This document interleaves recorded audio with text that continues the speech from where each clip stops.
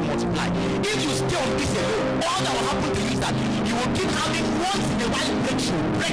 After 6 months, breakthrough. After 8 months, after 1 year, breakthrough. But if you build on this and learn the mysteries, the laws that make men mighty here, what will happen is that you can rise effortlessly, flowing what looks like ancestral patterns. And you will hear, you will rise, your finances will grow.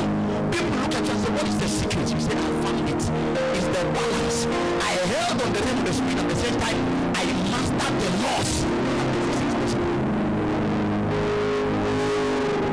So God does not want you to have one. He wants you to become a balance of the point.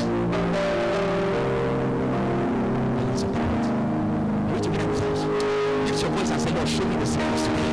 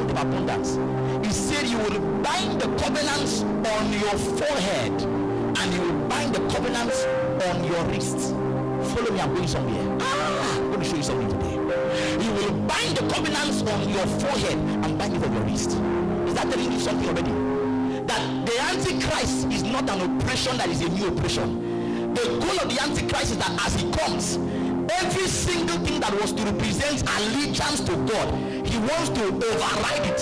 So where will the mark of the beast be placed? It will be placed on your forehead and where? Your wrist. Because these are the places that would have sworn allegiance to God. You are about to enter into 50 million. You are about to enter into 100 million. Before you get to the realms of 2 million, 5 million, 10 million, you must have sworn allegiance from your heart to God. I will love the Lord with all my heart. Before you get to the point that you can no longer come for workers meeting, are you here? Because of a little amount that you must enter a covenant. Satan's assignment is to bring in. Satan is not after the money. He wants allegiance with your heart. Your allegiance. What the enemy is looking for is allegiance in your heart. Allegiance in your heart. That's why it must be early. When a man comes out for altar call, what he has done is that he answers that he will receive the life of Christ. He has not given God his heart yet. You give God your heart when you come to a point of total surrender.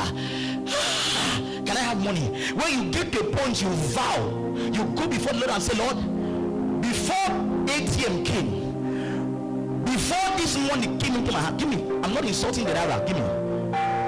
You will say to the Lord, Lord, before this thing came into my life, there was one that conquered my life. Mammon, you will not have dominion over me. I trample on the head of Mammon, not because I'm insulting money. I am stating that money will not control me. I will control it. Are you with me here? It must have come to a point that the Lord has captured your heart completely.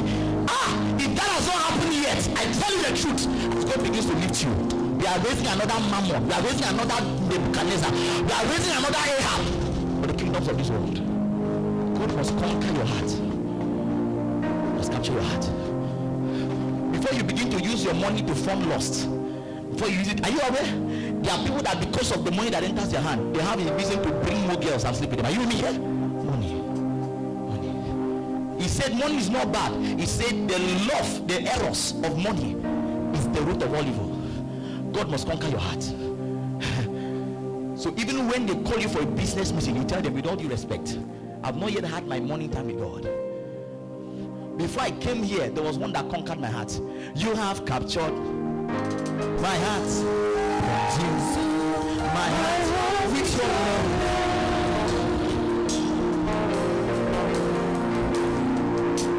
You have captured my heart. My heart with your love. If all I say now, if all I say is Jesus, that's more than enough.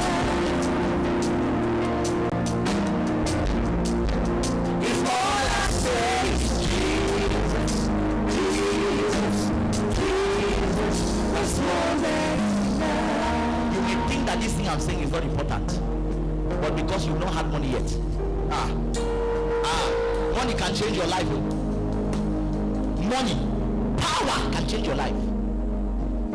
If it was me and you that saw the little boy David when he was playing the harp in the wilderness and worshiping the Lord, he said, this boy is this is my boo. This is the ideal man I want to marry. A man that loves Jesus and is serving God.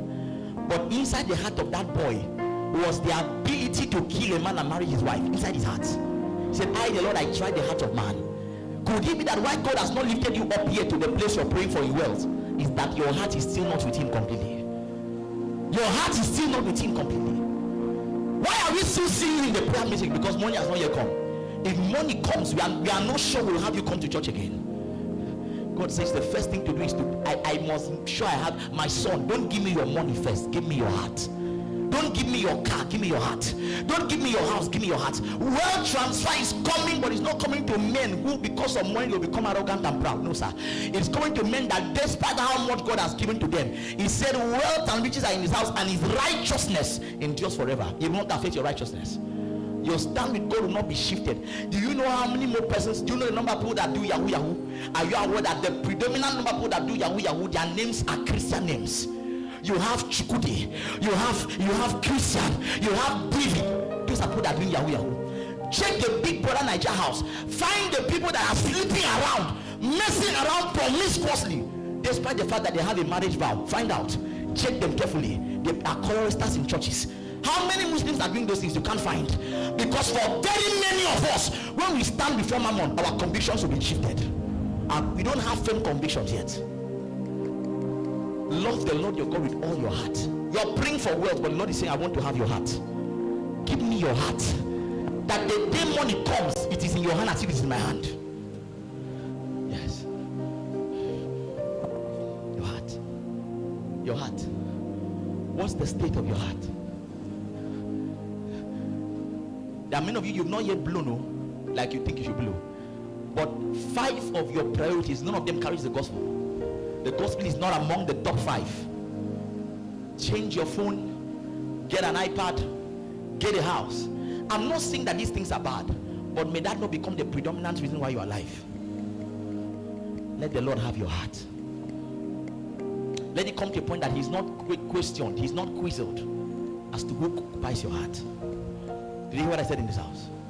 I'd like you to pray for a moment and say, Lord, I give you my heart. Mammon will not conquer my heart. I give you my heart. I give you. Lift your voice and make that prayer now. I give you my heart. Kaya. Kadi baladash.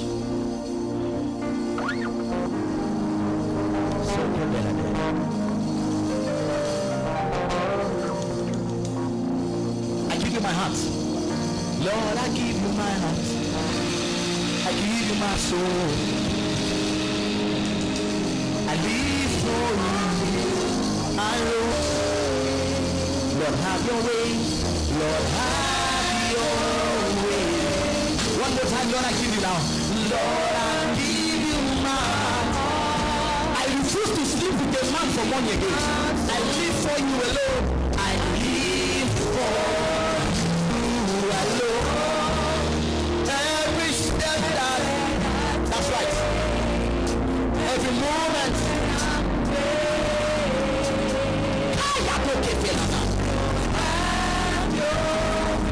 Do you know what the Bible says in 1 John 2:15? Love not the world nor the things that are in the world. For if any man loves the world, the love of the Father is not in him.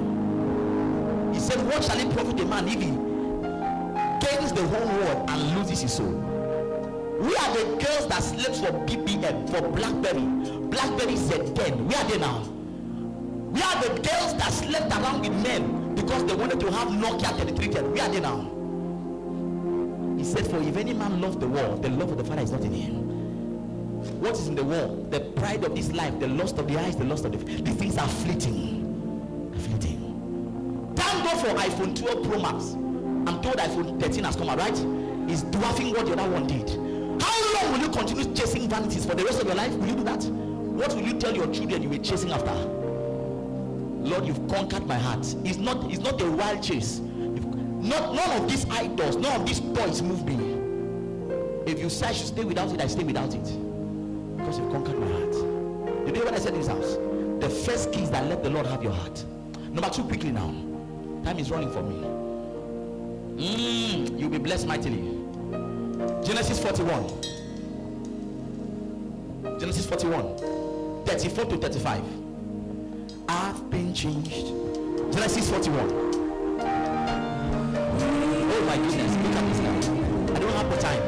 When Pharaoh saw the dream, encountered the dream he had, that dream kept him perplexed for days. Please, I like you to reduce movements. You're distracting me. Are we together?